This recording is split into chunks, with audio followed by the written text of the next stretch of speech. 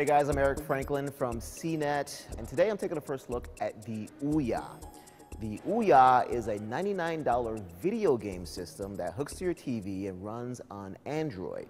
It hooks to your TV via HDMI. There's also a full USB port. There's an Ethernet port.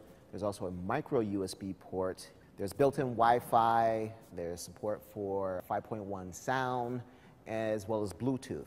So the interesting thing about Ouya, beyond its really low price, is that it's really trying to support the indie game development community. Every Ouya is also a development system, so you can take the Ouya, hook up your computer, download the SDK, or as they call it, the ODK, and then you can just start making games on it. And you can submit the games to Ouya, and the turnaround, according to them, is about an hour to 2 hours, and then your game is just on their store, and people can download it, and depending on what your business model is, you can start getting paid. Speaking of which, every game on Ouya is free to try. So you can download your game and then try it for a little while and see if you want to continue playing. Depending on each game's business model, you'll pay microtransactions or pay for the full game. The console is actually this little small box. It's less than a pound in weight, has a power button at the top. Also comes with a controller. The controller actually looks a lot like the Xbox controller. It has dual analogs, but there's a D-pad in the middle. There's a home button, 2 triggers, and 2 bumper buttons.